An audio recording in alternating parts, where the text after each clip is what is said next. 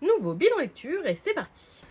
Comme d'habitude, on commence avec le roman et je voulais vous parler du second et dernier volume de la série Lettres d'enchantement qui s'appelle donc Impitoyable Serment, édité chez De Saxus.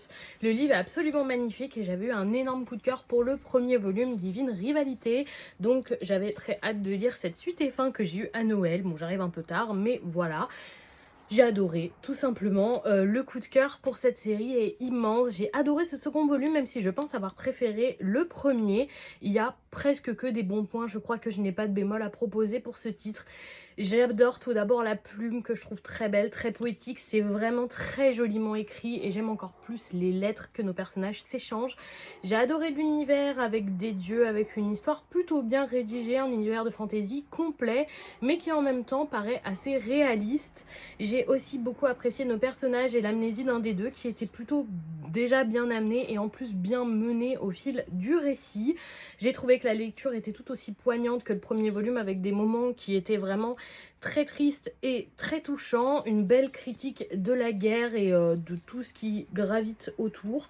Franchement, c'est un énorme coup de cœur pour moi. J'ai adoré cette histoire et je suis super contente d'avoir eu une très très belle romance sans aucune scène de sexe. Et pour moi, c'est une vraie victoire dans ce genre de roman. On passe ensuite chez Doki Doki avec le 4e tome de Brave Belle, une série terminée en 6 tomes qui m'avait beaucoup emballé au début. Et plus on passe les tomes, plus on tombe dans les clichés, c'est dommage. Au départ, c'était un titre hyper original de mafia yakuza avec une bonne histoire de vengeance et une pointe de fantastique très très bien amenée. Mais plus les tomes passent, plus on dirait qu'on a envie de lisser l'histoire et d'être un peu plus politiquement correct, et c'est dommage. On perd la fibre de vengeance vraiment impitoyable qu'on avait au départ, et donc je pense que j'abandonne avec ce tome. On termine ce bilan lecture avec les tomes 23 et 24 de My Home Hero, une série terminée en 26 tomes qui aurait dû s'arrêter bien autour du tome 18-19. Bref, la fin de l'arc avec Kubo avant ce fameux arc des années plus tard. On a énormément de pages pour rien, je trouve. Des flashbacks qui nous amènent un petit peu de détails, mais franchement pas si utile que ça et vraiment pas indispensable.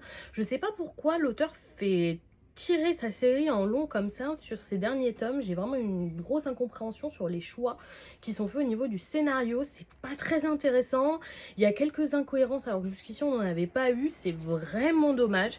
Je vais lire les 2 derniers tomes parce que j'ai quand même adoré le début de cette série. C'est un de mes thrillers préférés et j'ai envie de savoir la fin. Mais franchement, pour moi, c'est vraiment l'arc de trop. Et voilà pour ce bilan lecture. Dites-moi si vous avez lu ces tomes ou si vous pensez les lire. Je serais curieuse de vous lire dans les commentaires et je vous souhaite une bonne soirée tout le monde.